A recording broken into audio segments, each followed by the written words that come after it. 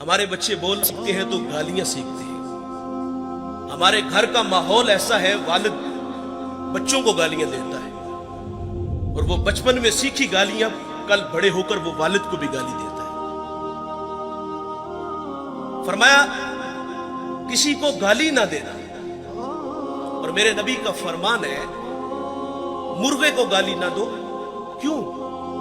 फरमाया इसलिए कि वो तुम्हें नमाज के लिए उठाता है। यहां रुक करके एक जुमला अर्ज करूंगा। फरमाया मुर्गे को गाली ना दो, वो तुम्हें नमाज के लिए उठाता है। आज लोग उलमा को गालियां देते हैं, जो लोगों को दीन सिखाते हैं, जिन्हें इस्तंजा करने का भी पता नहीं ना होता, जो मुंह में आता है वो कह देता है। फरमाया पिस्सू को भी गाली ना दो। तालीम तो यह है कि किसी पर लानत भी ना करो।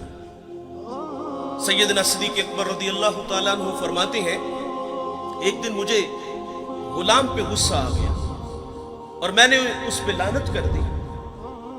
तो नबी रहमत सल्लल्लाहु अलैहि वसल्लम फरमाते लअईना व सिद्दीकीना कल्ला व रब्बिल काबा। सिद्दीक भी हो और लानत भी करे, रब्बे काबा की कसम ऐसा हरगिज नहीं हो सकता।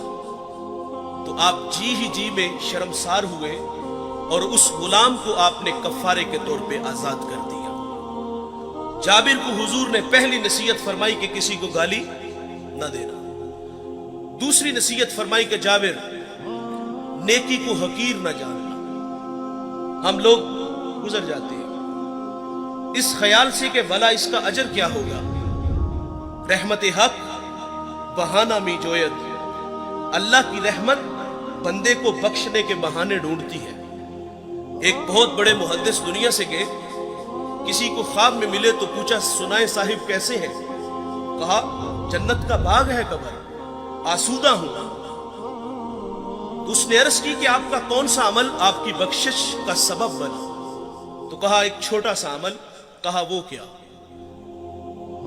उन्होंने बताया कि मैं एक दफा हदीस लिखने बैठा, स्याही में कलम डुबोया, बाहर निकाला, लिखने लगा कि उस पे एक मक्खी आके बैठ गई।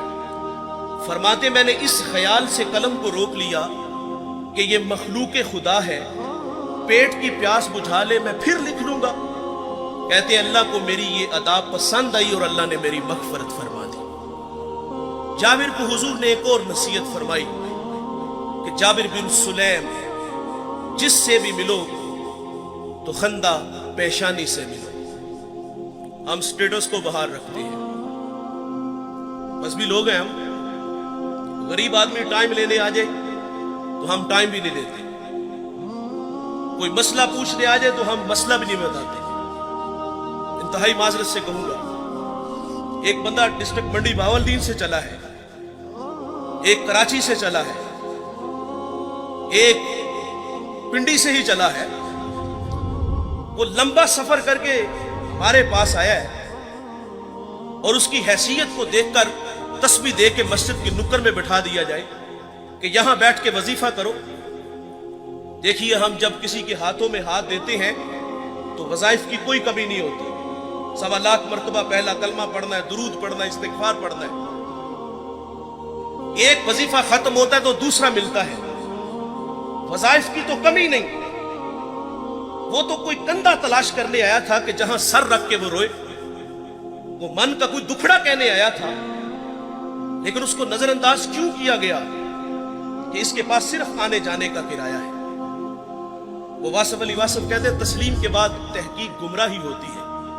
उसने तो दिल से अपना कहा था और वो जो है वो अकीदत में बैठ के वजीफे में मशगूल है, लेकिन अचानक उसने अपनी आंखों से एक मंजर देखा कि एक कल्फ लगे कपड़ों में आया और उसके आगे पीछे खुदाम है और वो सीधा हुजरे में चला गया और अंदर से आवाज सुनता है कि आप किसी के यहां पैगाम भेज देते तो मैं खुद ही आ जाता। बताइए अगर ये रवैये हमारे हुए तो लोगों को दीन कहां से मिलेगा? और जो बाहर बैठ के वजीफे में मशगूल था, उसके दिल पे जो नश्तर और तीर चले, उसका मदावा किसने करना था? जिससे भी मिलो तो खंदा पेशानी से मिलो। आप अपने ملازم سے اس طرح بات کیا کرو جس طرح اپنے بیٹے سے بات کرو.